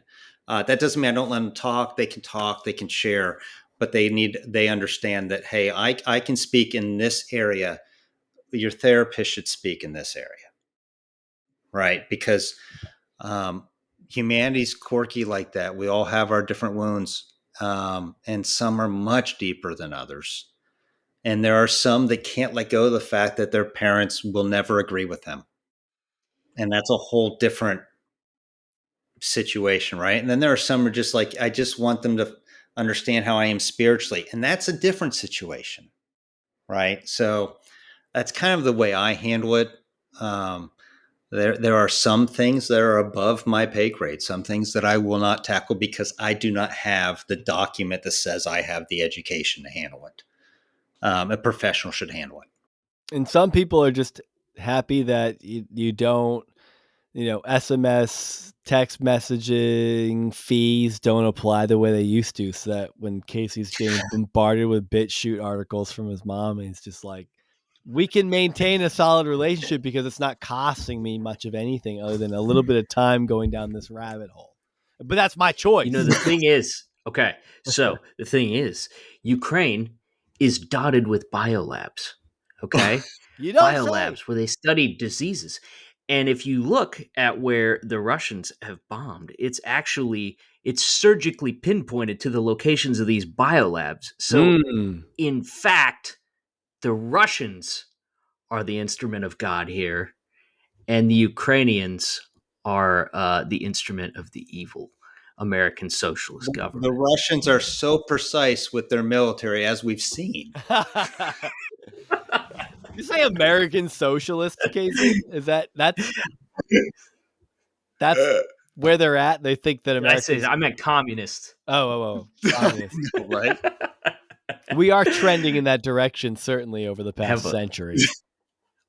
I get to tap dance around a lot of weird topics. Yeah, Casey has some fun. Casey has some fun maintaining healthy relationships with his family by not. Casey's a pro, man. If you ever need, if you're ever struggling with patience and you need someone to talk to, reach out to Casey because he fields a lot of interesting bullshit.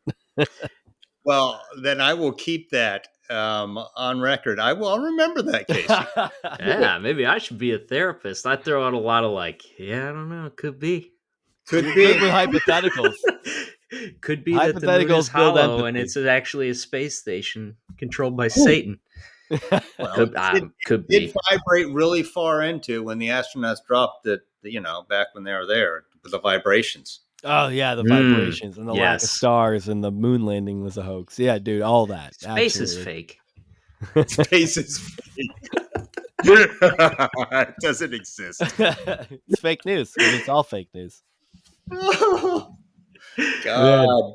Awesome. Brad, it's been great talking to you, man. Where can people find you? They can obviously find me on IG, which you'll be able to find me, brad.lifecoach. You can find me on my website, coachingwithbrad.org. And then, of course, you can find me on the TikTok, right? I'm the TikTok. The aforementioned.